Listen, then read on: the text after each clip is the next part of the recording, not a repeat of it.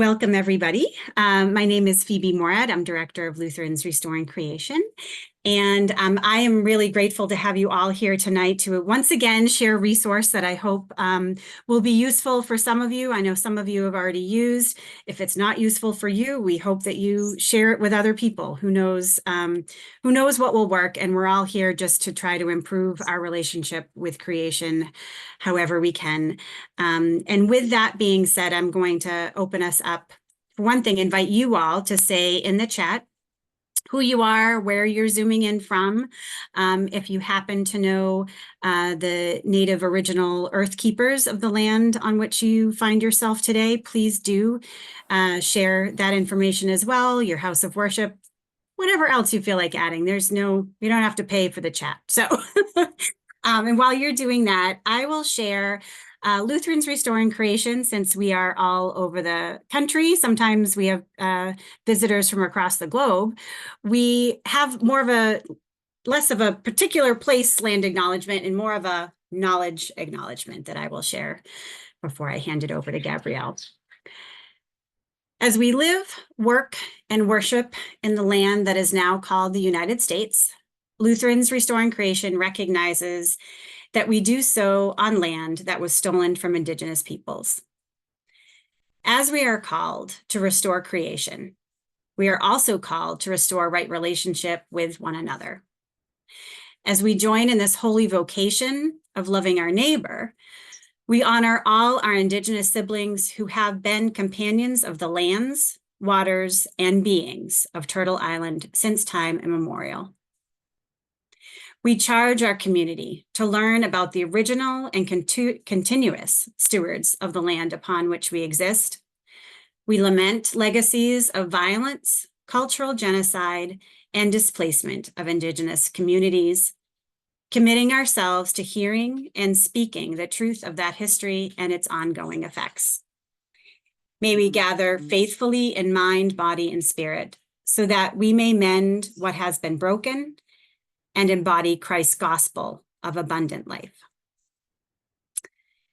And with that, I would like to invite also anyone who at our next call, which in about a month, if you would like to share a land acknowledgement from where you are, I really appreciated knowing and hearing about a few of the different places and peoples from where we're all coming from. So if you wanted to volunteer yourself to share a land acknowledgement next month, I would really appreciate that. We all would. With that, though, I will hand it over to Gabrielle, who is, speaking of land, on the other side of the states. Over to you, Gabrielle. Thanks. I'm seeing lots of Western Washington love in the chat right now. So thank you, everybody, for putting that in the chat. So I'm Gabrielle. I'm the Outreach Coordinator at Lutherans Restoring Creation. And tonight I am really excited to introduce Robb Ryerse to talk about the week. At LRC, a lot of our work is giving resources to congregations so that they can talk about creation, so they can talk about climate change. And a lot of people are very excited about the actions that they can do in their church. But other times people are wondering, where do I start? Because that can be a hard conversation to have about climate change. I wish it wasn't. I wish we were all on the same page and that it wasn't political. But there are ways to do this. And one of the resources, a great resource that me and Phoebe have watched together and discussed, is the week. It was really hard for me to make the promotional materials for this call because it's kind of hard to describe what the week is, because it's not quite a film. It's almost a film, but it's more of an experience, and it's an experience with your community. And luckily, I don't have to describe the whole thing to you. I get to hand it off to Robb Ryerse, who is the U.S. Program Director of the week. And he is going to tell us how it might be rolled out in a congregation, in a faith community setting, and really what it is. Robb, go ahead and take it away. Thank you so much, Gabrielle. Hi, everybody. I'm Robb Ryerse. I am coming to you from Springdale, Arkansas, which is in the northwest corner of Arkansas. If you're watched the news or the Weather Channel this weekend, we had some tornadoes come through our area. And thankfully, my family was all safe, but a lot of friends that are in the midst of recovering right now. It's really great to be with you. A little bit about me before I jump in and tell you about the week. I spent 25 years as a pastor, in a initially in a Baptist denomination, and then as a church planter. And my wife and I started a church in Fayetteville, Arkansas, that we pastored for 15 years before retiring from pastoral ministry. And I'm now involved in a number of projects to help save. My kids ask me all the time, Dad, what are you up to? And I always say, well, just trying to save the planet, just trying to save democracy. That's all. Just the small things in life, but the really meaningful things. And so I'm really excited to have the chance to talk with you this evening about the week, because I know how critical faith communities are, congregations are, groups of people who are meeting together around shared beliefs and shared values, uh, the difference that they can make in the world. And so, first of all, let me say thank you for making the time to be here this evening. Thank you for the work that you're doing in all of the places where you are. And I look forward to sharing with you a resource that's available. And we would love to have you utilize it in your setting in whatever way makes sense. So what I thought I'd do is kind of jump in and tell you a bit about the week and what it's all about, and certainly can answer questions along the way, or at the end. And I also know that Sarah's going to share about some of the experiences that she had at her congregation sharing the week. So I'm going to go ahead and share my screen here. And here we go.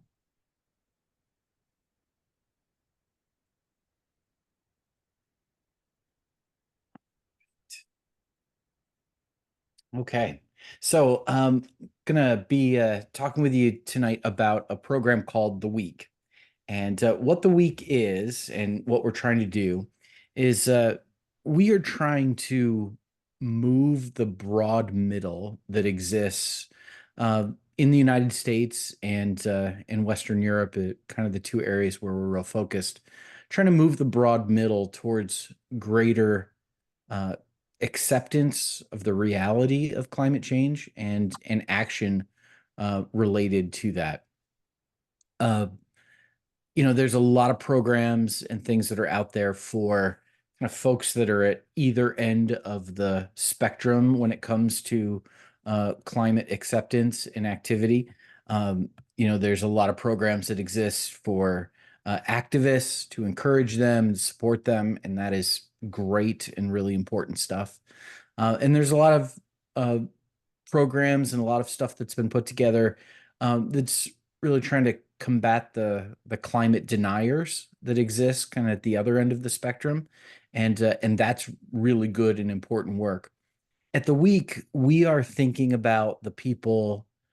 It's like the parent who says, I think the climate's changing. I think something's going on here, uh, but my kid has soccer practice tonight, and there's kind of some sense that there's something's happening. The weather's changing, and it's not like it used to be. And you see some news reports, and there's some sense that something's happening, but it just, for whatever reason, hasn't become much of a priority. And so what we're trying to do is move folks in that category towards greater awareness and acceptance of kind of the coming climate crisis, and then taking actions that are good and appropriate and can make a difference. We're trying to shift the social norms when it comes to climate change, and help people, especially people in groups, to think about what behaviors they can take that can make a difference. As Phoebe alluded to, um, the week is built on 3 documentary films that are really about storytelling and science, and those things going hand in hand. Uh, the week follows the story of a couple, Frederick and Helene, who were kind of in that broad middle category.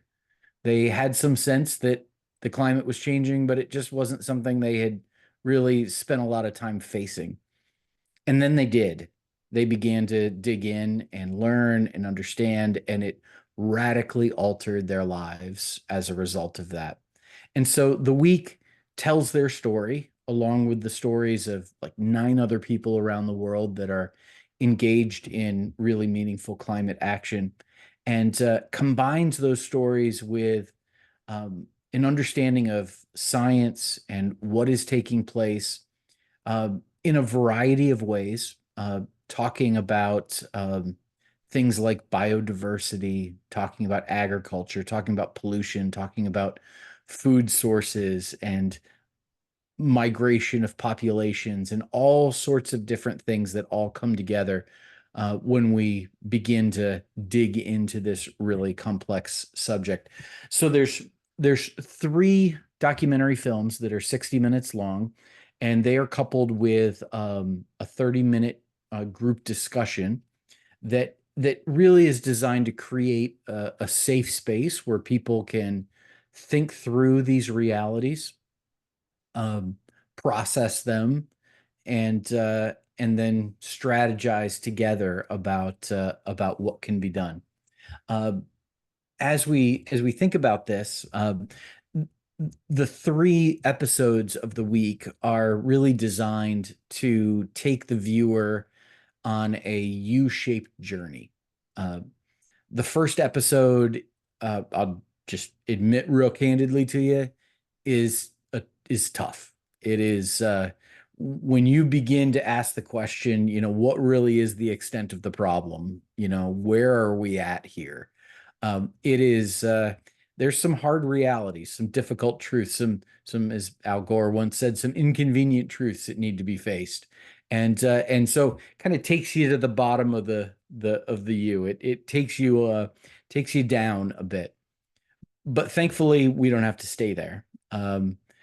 The second episode deals with how did we get here? What are the factors that created this? What are the systems that have caused this to come about? What are the stories we tell ourselves that have caused the crisis to be as it is? And then the third episode kind of takes you back up and gives you the question of, okay, what do I do? What do we do now? Um, if we've got some hope that this difficult situation can get better and there's things that we can do that can make a difference, how do we figure that out together? The week is not prescriptive in the sense that like it's not that like everyone who goes through the week is now going to stop using plastic straws.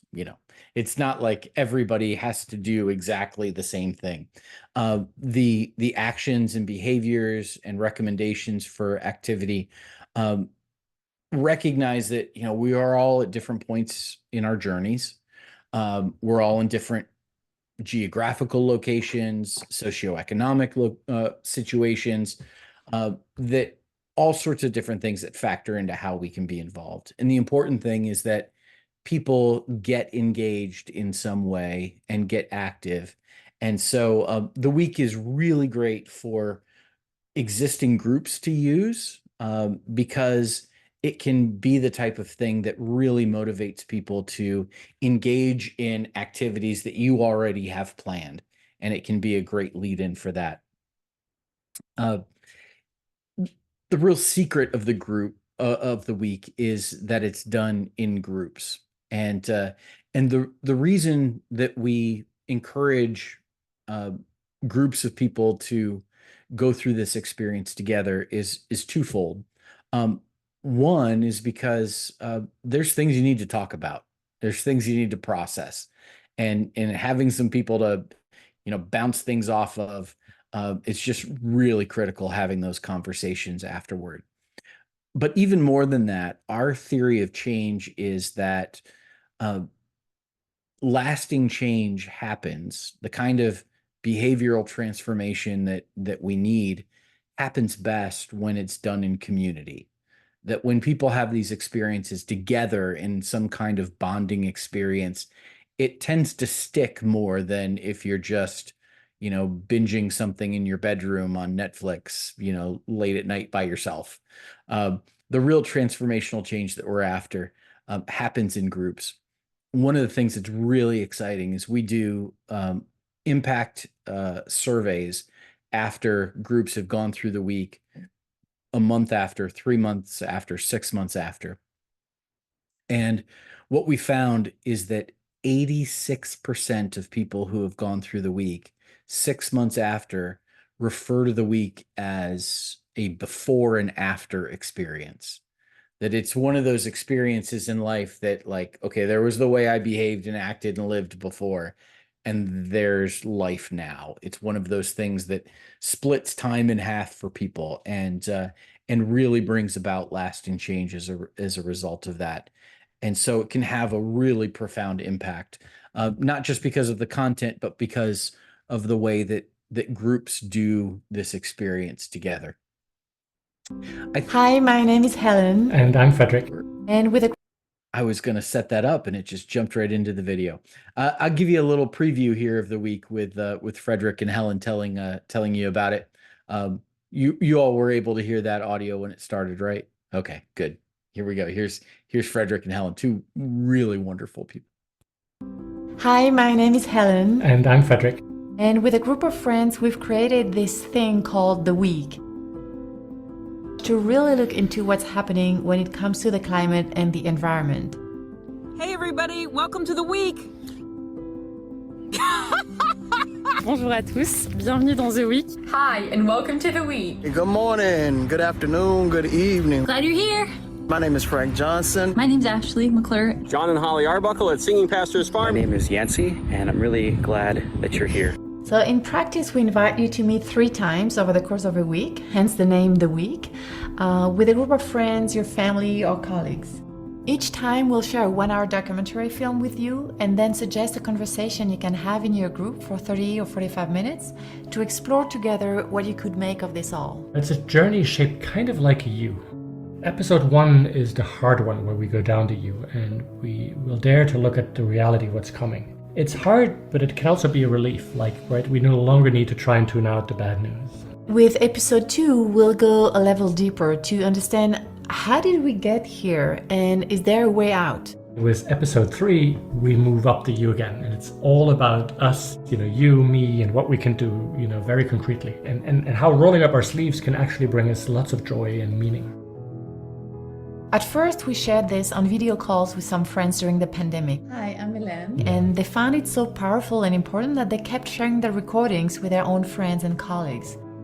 We decided, let's turn this into films. Everyone tells us that it's a pretty unique experience, one that will stay with them for quite some time. If this sounds intriguing, it's actually quite simple. You can invite some friends or colleagues, you choose 3 dates, and off you go. Yeah, so we can't wait to share this with you.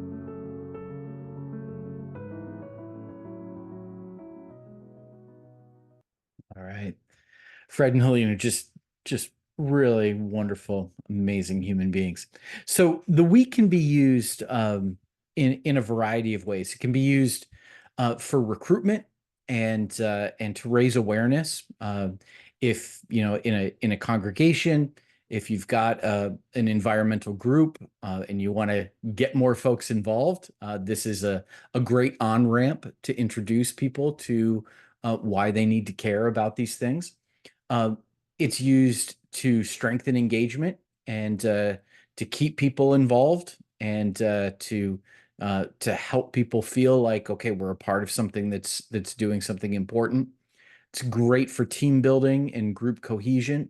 We have that experience that, when you have an experience together with a group of people, it's bonding. I was, before we got started, I was telling Phoebe that I had spent the weekend in Telluride, Colorado, with a group of folks watching films at the Mountain Film Festival, and there's a group text that has like 24 people in it. And before the weekend started, I only knew a few of them, and now they feel like old friends because we've had an experience together. And the week is that type of thing that can bring groups together and be a real team building experience. And it's also really great for mobilizing constructive action. If you've got a project, a plan, something that you want to happen in your church, in your congregation, in your community, the week can be a great lead into that. And there's many groups that actually do a fourth session, which is designed to say, okay, now that we've talked about this stuff, here's what we're going to do, and allows people to figure out how they can be engaged. And the week can be an amazing tool that can help launch those things. In terms of who can use the week, really the answer is anybody. We are very actively trying to engage churches and faith-based organizations because we know that those are centers of action and centers of change in our country. Used by activist organizations, existing environmental groups to support the works that they're doing. We've got a program where the week can be used at work with employee groups. So in your place of employment, if you've got, if HR is looking for something to do with employees about sustainability, we absolutely can do that. We also are focused on campuses, particularly college campuses with engaging young people, and then family, friends, and neighbors.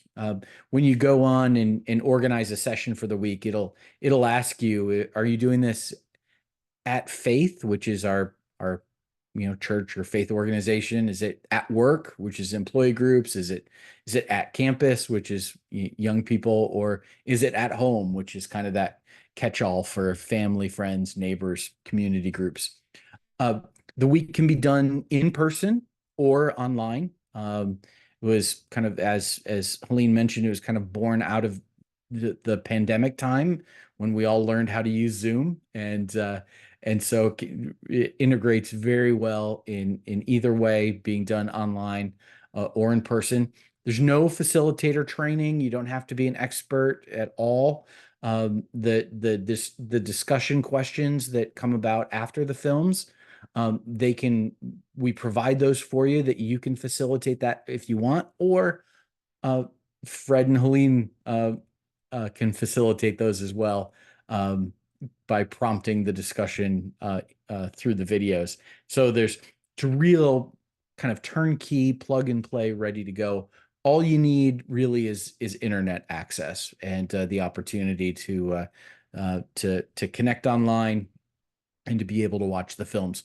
I will say one thing about student groups. Maybe you're thinking about the possibility of youth groups.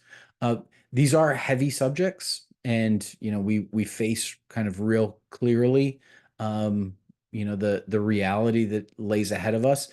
And so we don't recommend the week for young people under the age of 16. So if you're thinking about youth groups, that might be the type of thing you'd want to think about.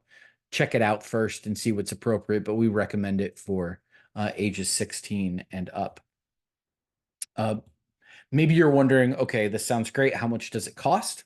The week is free to use for churches, nonprofits, environmental groups, individuals. The only place where we have a charge for the week is when it's used at a workplace with companies or businesses, and even that charge is very minimal, and it is kind of on the honor system as well.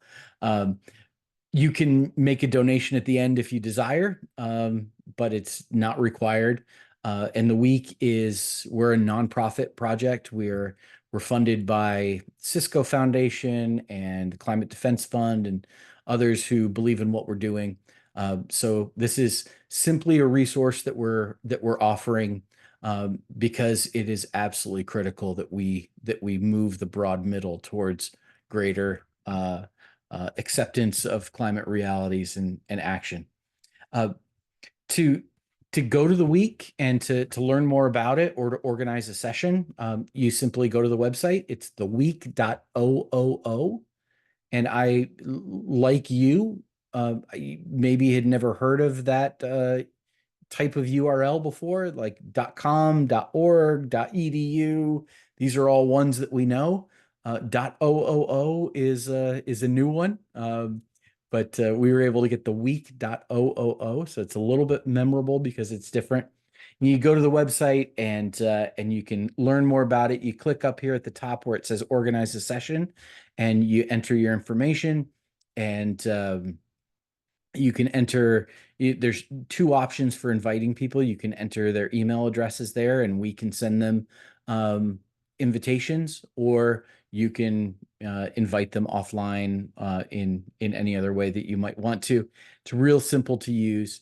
A couple of things that happen. One is you can't binge the week. We live in a bit of a binge culture, but the reality of what's happening with the climate takes some processing and takes some thought. And so there's a 24-hour time once you watch episode 1, before you can watch episode 2. And then the next day you get access to episode 3. And that's to keep you from binging it, because we think it's important to really think through things. Now, we encourage the experience to happen in the course of a week. It's called the week. But if you have a group that meets every Tuesday, and it would be much easier to just slot it into that, that's totally acceptable and completely fine as well. But we encourage you to actually watch all 3 films and to move through the full experience. We also have resources that are available, both for, there is the reality of eco-anxiety and just kind of the trepidation that people feel especially when they start going to the bottom of the U in that journey. We've got resources available on the week.ooo to help with that. We also have resources for you if you want to look up the science and kind of dig in more, if that's your speed. We've got everything is documented and talked about, as well as resources for ways to get involved and to get plugged in. So, what we're trying to do is provide a full service opportunity for people to learn, but more than just learn, because it's not just about, people don't just need information. They also need a call to action and a group of people to take that action with. And so the week is designed to offer that. So that is what the week is all about, and kind of gives you the overview. I'd love to maybe turn it over to Sarah and let her talk about the experience that her church had in having the week, and then maybe when that's done, we can answer some questions that people might have. Sounds good. Can everybody hear me okay? Yes, we can. Great. My name is Sarah Berg. I work with Phoebe actually at the Center for Climate Justice and Faith at Pacific Lutheran Theological Seminary. So kind of on Phoebe's other hat that she wears in addition to her work with LRC. I've led conversations or led the week twice now. The first time I led the week at my place of work, which is a Lutheran seminary. So it is a little bit of a crossover. Is it a workplace or a faith community? It's really both. And then we had a really positive experience, or had a really positive experience and got really great feedback. So I decided to lead the week again at my congregation. I go to the University Lutheran Chapel in Berkeley. And both of these were really positive experiences. I don't know if other people have been reading, there's this program, the Yale Climate Change Communication Program has these like 6 Americas, they called it. It's a study they've been doing for about 15 years now. And I think the week really plays in well with that model. Part of their model is that about 30% of the US is in this concerned category of people who care about climate change, think it's real, but like just don't have time. They're not active. And then the most active one is the alarmed group. And I think everyone on this call would probably be in the alarmed group. If you're here, you're ready to take action. And part of their work is finding ways to move people from this concerned category into this alarmed category. to get people who are kind of worried about it to actually do something, to take action. And I think that the week was a really great tool to move some people from kind of concerned into alarmed. The feedback that I got was really positive from both groups. First of all, it was actually extremely easy to lead as the facilitator.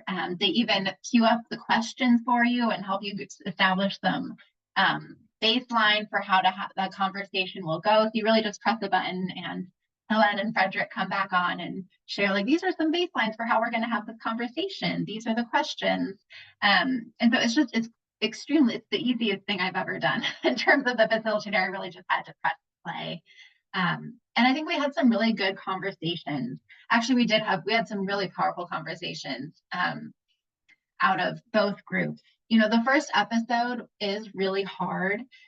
They really just look at every angle about how climate change is harming everything in the world and to everyone. And it's hard to watch, but it's almost like a little bit of a relief, because it's things that it's kind of like you can see all these little articles, there's news stories that you've read and consumed. It's kind of like pulling all of that together and just like really looking at the problem as a whole.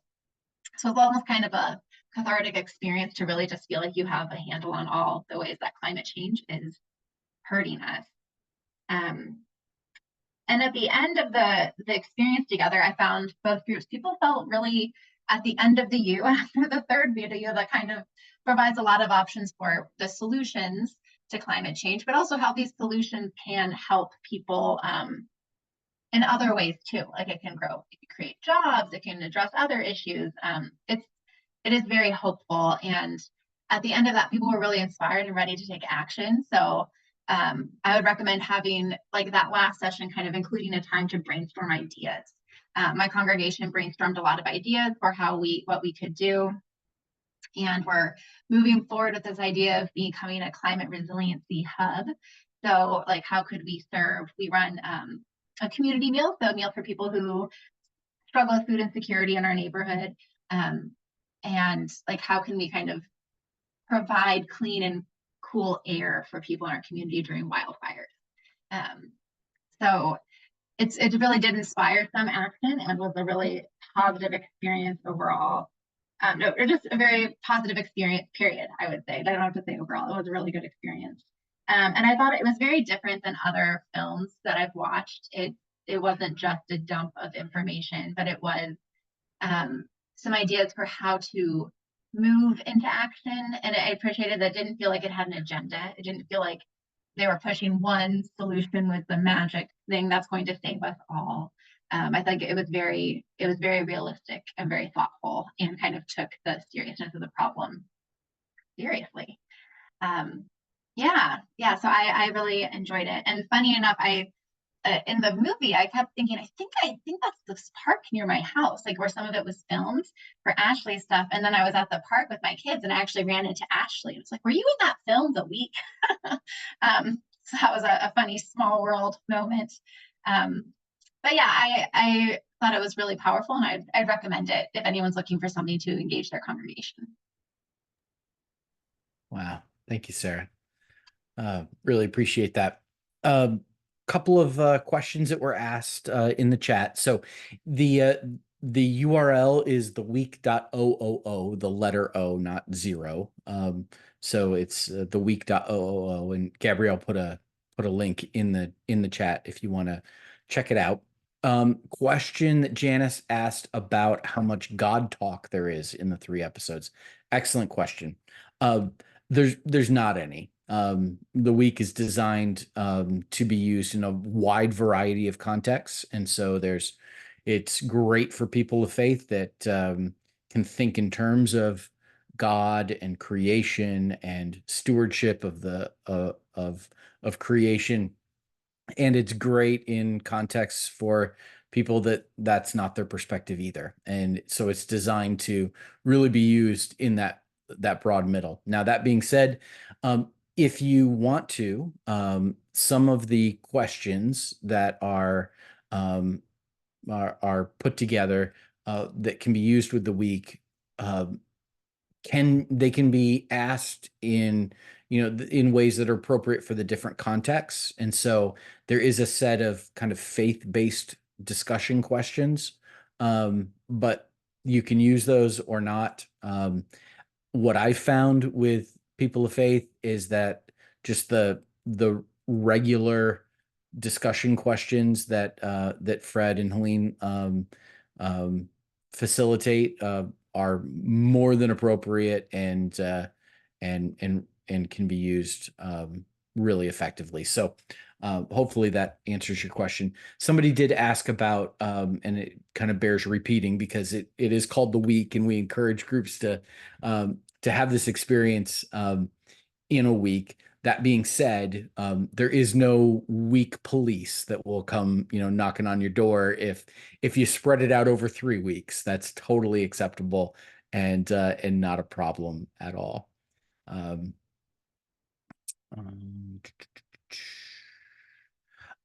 Question about ideal group size. That's a great question. What we found, and we've had groups that are 2-3 people to big companies, big organizations that are doing hundreds of people watching the week at the same time. The key is to break up into smaller groups for the discussion times, because you want to give people the opportunity to talk and to process. The average group size is 8, and so that's kind of what it's. I don't know if that's ideal, but that's what's average. And so if you've got a group larger than that, it might make sense to break up into. If you've got 12 people, you might break into 2 breakout groups of 6 to have the discussion, to give the chance to give everyone the chance to share. Yeah, another question from Sharon about, is there talk of creation care, whether it be religious or secular? The term creation care isn't used in the week. We talk about the planet, the earth, the environment, the climate, very kind of neutral terminology that way. No specific faith language, because like I said, it's used in all sorts of different contexts.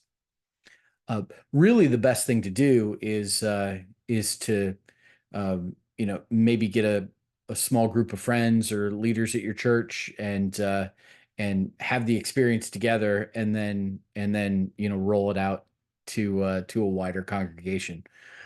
We've had some churches that pastors have been very enthusiastic about the week and have actually they'll do a sermon about creation care on Sunday, and then the church does the week during the course of that week, and then kind of a bookend sermon on creation care at the end, and kind of making it a full church-wide experience. Other churches have used it as small group curriculum or Sunday school class curriculum. Others have used it with, green groups or environmental justice groups that exist within the church congregation utilizing it. So it really is adaptable and can be used in a variety of ways.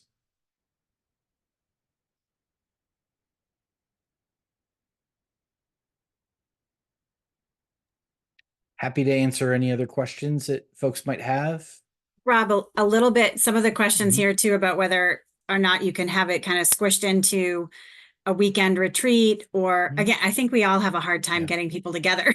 But yeah, and also too, I don't know if you found, especially in pastoral communities, do you offer pastoral support? I mean, I just wanted to mention to people, I thought you're going to want to see this right away, and I never want to share stuff until I see it.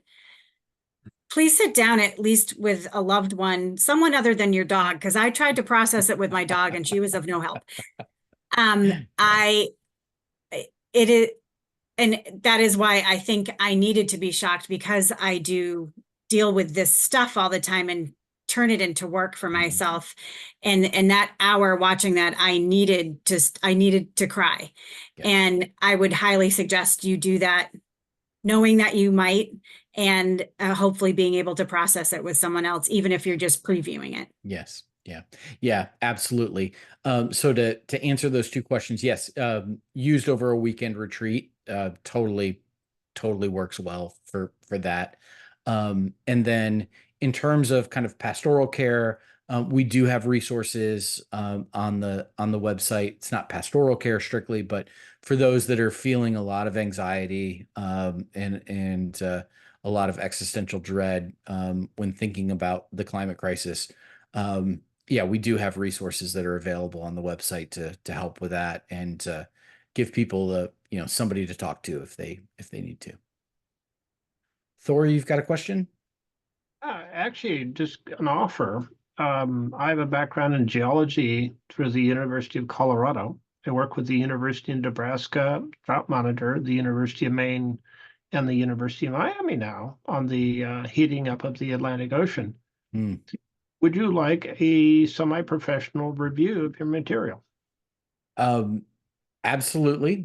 We have already had that done in the process before launching, and but absolutely always love people's input and any guidance that they might offer. So yeah, absolutely. And I did mention earlier, but just to repeat, because I know it's a lot of information, on the website as a part of the resources is all of the documentation for the science that we go through in the course of the week. The reason I mentioned that is that I belong to the geological oceanographic astrophysical branch of the discussion. And there's a sharp departure between us and the IPCC and the UN reports. Interesting. And my professors in 1982 made a series of predictions about how the climate would develop based on past geological evidence. And they've been dead right all along. And so you got to watch out for the geologists. Yeah. We often have a better view of the future than the physicists and the chemists do. Yeah, that's great. I would absolutely love to hear that feedback. Sharon's asking if there's shorter synopsis version with examples to give. We do have some, and we do have some other trailers and previews that can be utilized, especially for promotional promotional purposes, that we've got available as resources. And what I can do is maybe I can send it to Phoebe and she can forward it to all of you. We've got kind of an organizer toolkit that has resources to help people who are organizing groups, both social media graphics, some video, some tips and tricks of from having organized many groups over the course of the last year.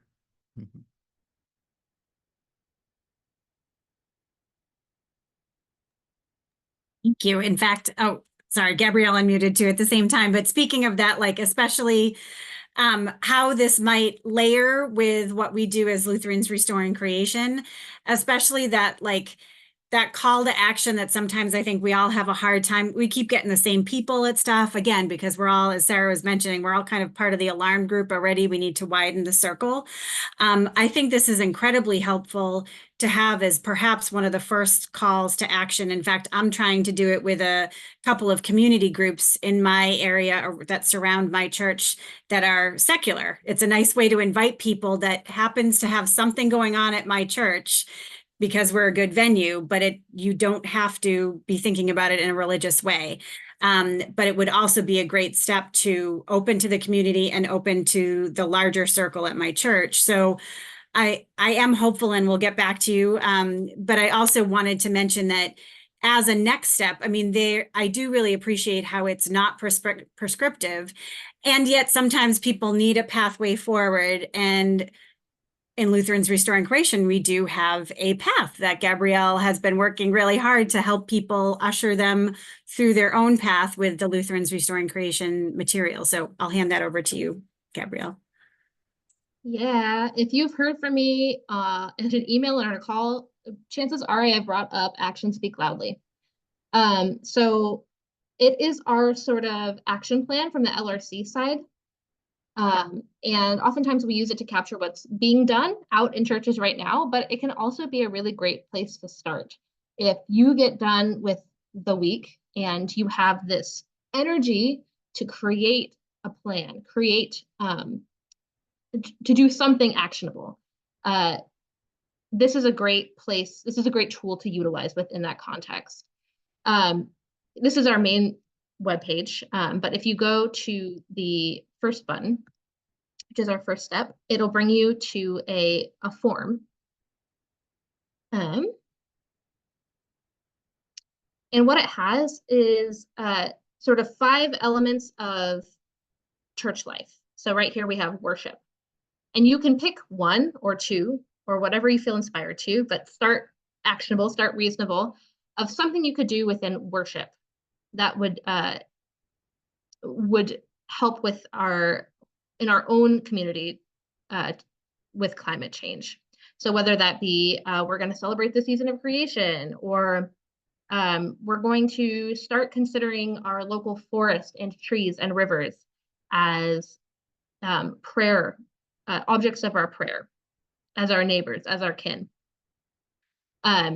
We have education. So if you decide to do the week, you have already done a film screening of some sort. You have already had a community learning event. What you can do in your buildings and your grounds, from like composting all the way up to having an energy audit. These are all options here. Again, public witness, and then the personal lifestyle choices of members. Of course, all of these are not prescriptive. If you have your own thing that you're really excited about, you can always record that in another way by clicking the other. And there's a few more questions on this form, but it should go pretty quickly. We try to have that form in under 10 minutes so that it can generate discussion and then be a quick button press to indicate what you're excited about. And then also you have LRC to be backing you up and supporting you with any of the resources that are there.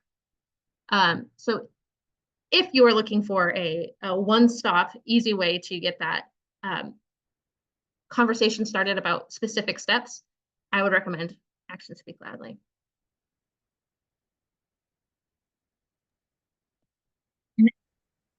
If I may I ask Sarah a particular question too, as far on the participant end, how, well, Rob had mentioned the fact there was this before and after moment.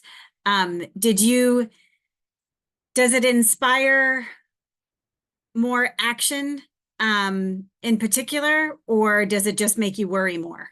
And maybe that depends on the day. It inspires more action. Yeah, I do. But I feel like I'm also was already kind of aware of a lot of the science, so I was already worrying a lot. But yeah, I think it was more action inspiring than just more anxiety. Yeah. And the other thing, oh, go ahead. I would say, I think, I know that the week sends out surveys to the organizers, but I think it'd be good, just some feedback I'm thinking right now out loud for the week, if they could send some stuff for the organizers to keep kind of reaching out to the people who watched the film, because I think everyone was like really fired up, but then, you know, school classes started up again, people got busy and kind of, yeah, but so it does take some follow-up afterwards to keep things moving. Yeah. But people were inspired for action. Yeah. Yeah. And thank you for that feedback, Sarah. We actually we've just launched in the last month or so the opportunity for organizers to enter the names and email addresses of the people that they're inviting to their groups. So it gives us the chance to communicate, not just with organizers, but with participants. That's an optional thing. It's not required, but it allows, you know, some additional follow-up to take place as well. Yeah, that's a good idea. That's a good idea. The other audience question I just wanted to clarify too is that you had mentioned in the beginning, Rob, that this was very kind of US based, maybe Western Europe based. I know that you have hopes to open it up further, but as far as any particular demographics that you've found work best with this? Yeah. Our strategy. So we have people all over the world using the week, and it's in English, French, and German currently. I had 2 requests today from people to have it in Spanish, and so hopefully that will be in the works. But it's and so people there's a little bit of a virality to the week that, like, you have the experience and then you want to take it someplace else. Like, I mean, Sarah mentioned, doing it at the seminary, and then I want to do this at my church too. There's a certain kind of built-in virality to it that what we found is that organizers of the week become ambassadors of the week, and participants become organizers, and organizers become ambassadors, because it's a really well done and really powerful message. That being said, we have very strategically chosen to have the week team members in France and Germany and the United States, Western Europe, and the US to really kind of push the activation and push the adoption and the use of the week, because that's where the broad middle needs to be moved most significantly. I like to joke that we're really focused on the US because we're kind of the problem. And so we're really intentionally trying to get activation happening in places where it needs to happen. So it's like I mentioned, it's in English, French, and German, dubbings of those languages. There's subtitles for all sorts of other languages as well. I'm just going to lift up 2 questions here. Also, Rob, if you're using it for an overnight, and is there any way to get special access to it less than 24 hours apart? Yeah. If we have your email address, okay. And then Sharon has a great point that if you are branching out to other countries, can you adapt with more data encompassing their home base? Yes. And, one of the things that we talk about at the week is that, we had a meeting with one of our funding foundations, and they asked a question like, where do you see yourself? Where do you see the week in 10 years?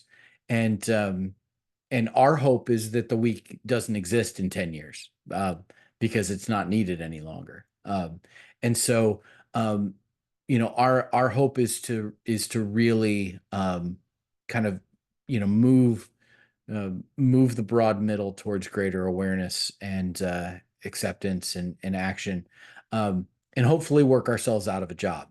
That being said, putting a documentary film or 3 documentary films together is it's a Herculean undertaking, and so the content of the week films is kind of locked in for right now. Now where we're at 6 months from now, what we want to do a year from now, there may be new versions, new adaptations, but where we're at right now is really trying to get the broad middle in the US in particular to think about these things and to begin to take different actions. For one more quick question. Do you have a question, Tor? When you're putting together your next documentaries, I get this direct from my colleagues at the National Snow and Ice Data Center and several universities. They're all switching to real-time measurements because they cannot do the scientific work fast enough. Yes. Yep. The change in the Atlantic and the Pacific and the El Nino La Nina cycle switched so fast. Literally, by the time I publish an article on it, or anybody is, it's going to be out of date. Yeah. Yep. Yeah, absolutely. And that's why the work that all of you are doing kind of in local congregations is so critical, because people need to be engaged and informed, and it does change constantly. Yeah. I am grateful that I will be able to hand it over to Pastor Janice in a moment to close us in prayer. And Rob, I don't know if you have a good email address to put in the chat for more questions as they may arise. But on the idea of this upswing that we need to go through all these loops, I do want to also highlight one particular thing Lutherans Restoring Creation has coming up that I want to thank Gabrielle for helping us really invent this call to action where we're asking youth within our communities to really try to reimagine a better future. Am I sharing the screen okay? You guys see this? So even if you know youth that might not even know that we have a youth gathering coming up in New Orleans, we do, and there will be tens of thousands of youth, Lutheran youth there. One of the things that we want to call attention to is, instead of only thinking of where a bad future could go, how could we create a better future? And I had never heard of solar punk until Gabrielle told me about it, but you need to all Google search images for solar punk, because it will make something happens in your body when you see that stuff, just letting your imagination go. Gabrielle put these great examples together. This was their community, just their regular old Main Street.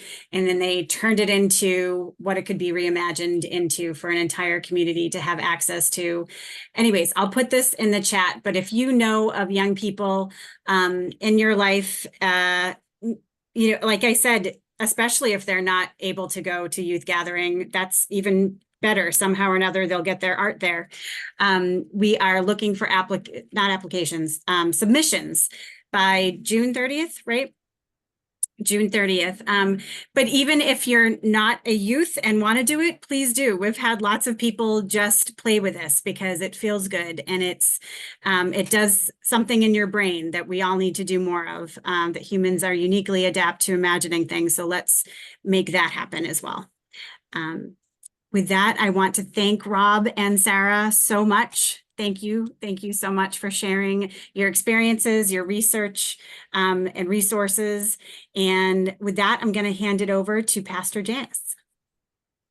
Thanks. And I'm just going to invite y'all to take a moment and breathe in and feel the Spirit join you inside, and let us pray together.